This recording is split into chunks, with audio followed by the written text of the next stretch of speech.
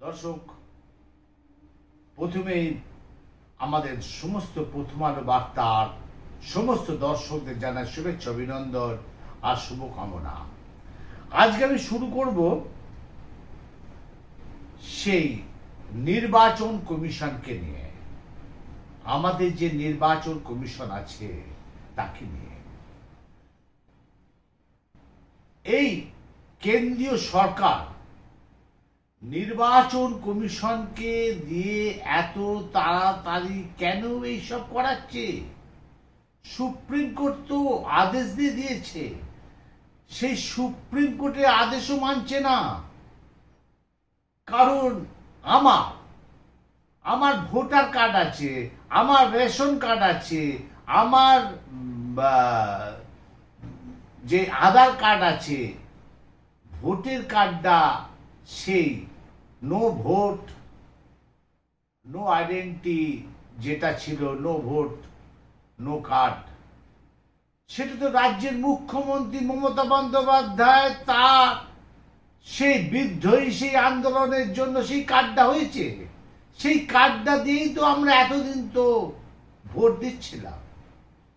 তারপর কেন্দ্রীয় সরকার সেই আধার কার্ড করলো। আধার কার্ড তো সবাই করেছে, এটাই কি যথেষ্ট প্রমাণপত্র নয়? রেশন কার্ড, একটা ব্যক্তি রেশন কার্ড তার কোনো প্রমাণপত্র নয়। একটা আধার কার্ড তার কোনো প্রমাণপত্র নয়। একটা ভোটার কার্ড তার কোনো প্রমাণপত্র নয়। তাহলে এই সবগুলো সুপ্রিম কোর্ট তো বলে দিয়েছে এগুলো বৈধ, কিন্তু নির্বাচন কমিশনের যিনি আধিকারিক আছেন, যিনি একদম সেই চালিত হচ্ছেন কেন্দ্রীয় সরকারের নির্দেশে, তিনি বলছেন এগুলো কোনো দরকার নেই। আবার কি? তাহলে ওই কার্ড গুলো কি তাহলে ফেলে দেবো? ওই কার্ড দিয়েই তো আমরা এতদিন তো ভোট দিতাম। আমরা সমস্ত জনতারা, টোটাল আম জনতা, সারা ভারতবর্ষের লোক সেই কার্ড দিয়েই তো তারা ভোট দিত এতদিন। তাহলে এখন সেগুলো বাদ। তাহলে আপনারা কোন কাগজটা দিতে চাইছেন? আমরা সার্ভে করেছিলাম, আমি আপনাদের দেখাচ্ছি। তবে এইসব খেলায় মেতে থাকবেন না। আবার বলছি, কেন্দ্রীয় সরকারকে অনুরোধ করছি, ভোটার কার্ড, রেশন কার্ড প্রথমে ছিল, রেশন কার্ডই প্রথমে ছিল, তারপর শুরু হলো ভোটার কার্ড, তারপর শুরু হলো আধার কার্ড। আধার কার্ড তো কেন্দ্রীয় সরকারই তো করিয়েছে, মানুষকে রাত দিন ছোটাছুটি করিয়েছে। সে আধার কার্ডের সাথে ফোনের লিঙ্ক করিয়েছে।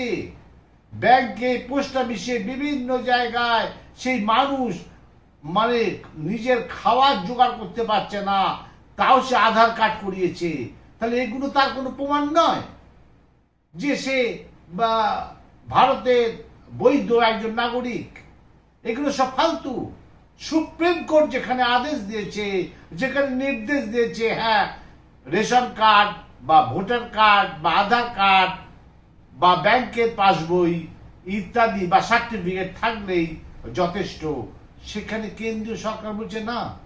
আপনারা আগুন নিয়ে তো খেলছেন। কেন্দ্রীয় সরকারকে বলছি, আবার কি? আপনারা তো মানুষের থেকে বিচ্ছিন্ন হয়ে যাবেন। মানুষ তো নেবে না, আপনাদের গ্রহণ করবে না। মানুষ তো এখন চিন্তায় আছে। তাদের Aadhaar card, voter card, ration card, ব্যাংকের সচিত্র পরিচয়পত্র সব আছে, তাতেও এরকম। আমরা গেছিলাম, দেখতে থাকুন আজকে সেই পেপার নিয়ে নির্বাচন কমিশনের কাছে আমি অমল চ্যাটার্জি। যে কথাটা বলছিলাম, সেই আমরা নির্বাচন কমিশনার যিনি আধিকারিক আছেন তাকে অনুরোধ করছি, এই খেলায় মেতে থাকবেন না। কেন্দ্রীয় সরকারকে বলছি, এই খেলা থেকে সরে দাঁড়ান। মানুষ আপনাদের গ্রহণ করবে না এই খেলায় মেতে থাকলে। কারণ আমার কাছে আছে আধার কার্ড, আমার কাছে আছে ভোটার কার্ড, আমার কাছে আছে রেশন কার্ড। আবার কি? আর কি দরকার থাকতে পারে? সাধারণ ভারতবাসী সেই এই তিনটে কার্ডই তো আছে। শুধু তাই নয়, কেন্দ্রীয় সরকারের যে কটা নিয়ম পালন করেছে সাধারণ মানুষ, তারা সেই নিজের ফোনের সাথে আধার কার্ডের লিঙ্ক করিয়েছে। এইসব তো কাগজপত্র আছে, আবার কিসের কাগজপত্র চাই? আমরা গেছিলাম সরাসরি আমাদের প্রথম আলো বার্তার পর্দায়, প্রথমেই টলিউডে একদম টালিগঞ্জে সেই স্টুডিও পাড়ায়, যেখানে অভিনেতা, অভিনেত্রী এবং বুদ্ধিজীবীদের একবার কথাটা শুনুন।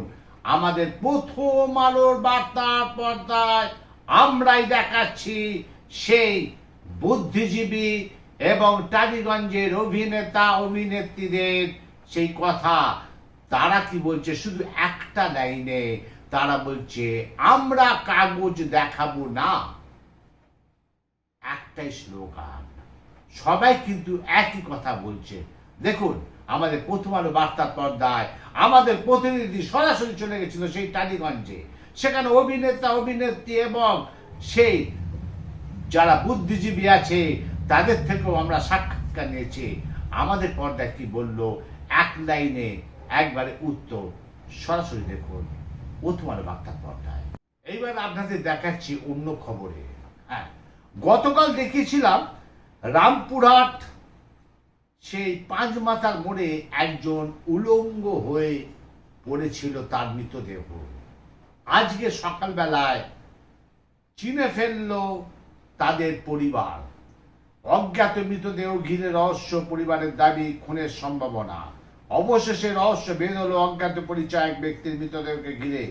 মৃতদেহের পরিচয় শনাক্ত করলো পরিবার। জানা গেছে মৃত ব্যক্তির নাম রাকেশ শেখ ওরফে লেদা, যিনি রামপুরহাট পৌরসভার 4 নম্বর ওয়ার্ডের ডাকবাংলার পাড়ার বাসিন্দা। পরিবার সূত্রে খবর, গতকাল সন্ধ্যার পর থেকে রাকেশ নিখোঁজ ছিলেন। তিনি আর বাড়ি ফেরেননি রাতে। পরিবারের লোকজন ও প্রতিবেশীরা রাত ভোর খোঁজাখুঁজি করে, কিন্তু কোথাও তার হদিশ মেলেনি। এই দিন সকালে একটি খবর সম্প্রচারের মাধ্যমে পরিবারের নজরে আসে একটি অজ্ঞাত মৃতদেহ রামপুরহাট মেডিকেল কলেজ ও হাসপাতালে মর্গে রয়েছে। এরপরই পরিবার লোকজন হাসপাতালে ছুটে যান। মৃতদেহ দেখে রাকেশ শেখ হিসেবে শনাক্ত করেন। তবে এখানে শেষ নয়। পরিবারের দাবি, মৃতদেহ একাধিক চোটের চিহ্ন দেখা গেছে। এই কারণে তারা সন্দেহ করছেন রাকেশকে নৃশংসভাবে হত্যা করা হয়েছে।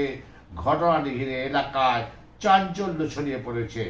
পরিবার সূত্রে জানা যায় তারা রামপুরহাট থানায় লিখিত অভিযোগ দাখিল করল।